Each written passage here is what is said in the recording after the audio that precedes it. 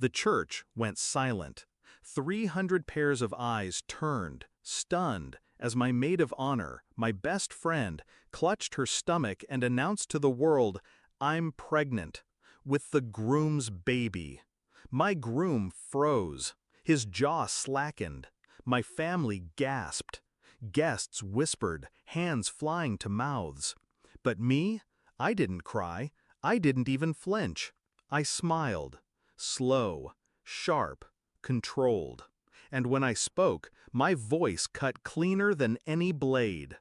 "I've been waiting for you to finally tell everyone the truth." Her face drained white. She thought she had destroyed me. She didn't know I had been sharpening this moment for months.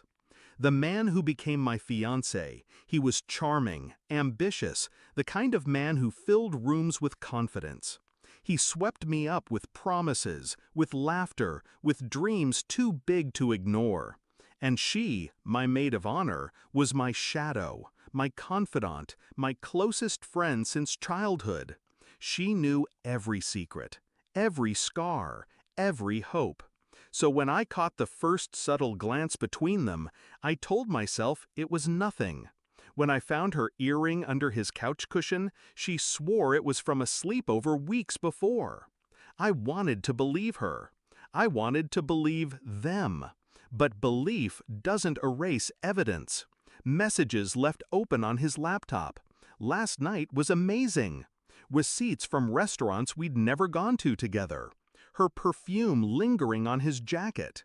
Then I found the photos, hidden in a folder he thought was buried too deep. Her, in his bed. Her smile pressed against his chest. That night, my heart broke, but my face remained calm. Tears would have been wasted. Rage would have been obvious. So I chose silence, and silence became my weapon.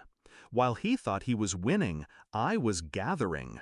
Copies of messages, bank statements, recordings. I even got a paternity test from a clinic she visited. She'd been careless, too excited, too sure she had already stolen him from me. I secured my finances, moved accounts into my name only. I restructured the prenup with the help of a lawyer he never knew I hired, making it ironclad in my favor. He signed without reading, arrogant as always, and all the while, I smiled. I played the perfect bride. I let her help me pick flowers, choose dresses, rehearse vows. She thought she was mocking me behind my back, but really, I was setting the stage for her collapse. The air was heavy with roses and organ music. Cameras flashed. My family filled the pews. His family too. Old money, polished faces, judgmental eyes. He looked smug beside me, confident he had fooled me. She looked radiant in her maid of honor gown, holding her secret like a grenade she couldn't wait to throw.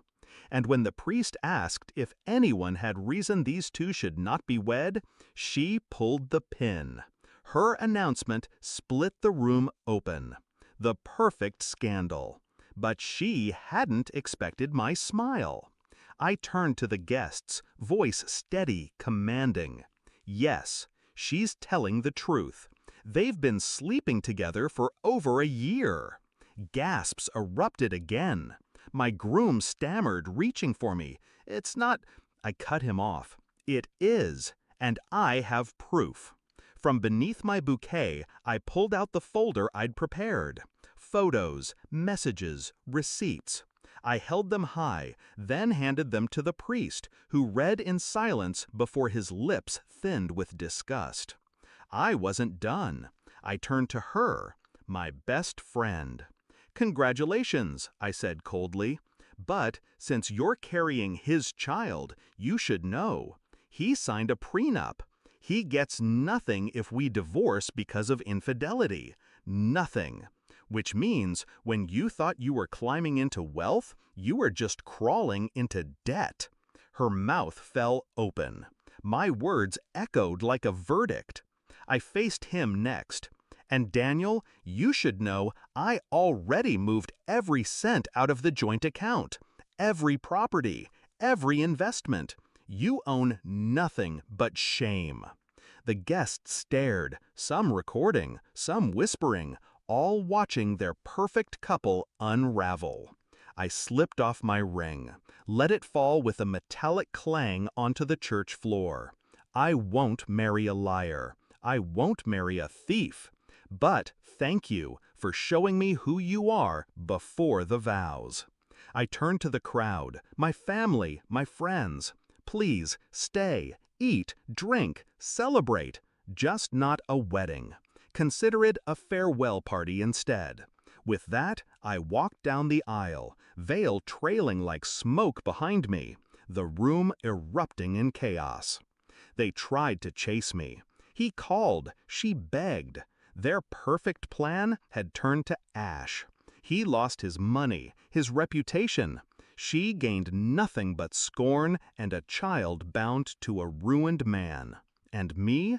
I walked away with my head high, untouched, untarnished, free. Now, when I replay that day in my mind, I don't feel pain. I feel the hush of 300 people watching a woman they thought would break stand tall instead. I feel the weight of silence cutting sharper than any scream. They thought they were writing my tragedy, but I turned it into their execution. She announced her pregnancy, expecting my destruction.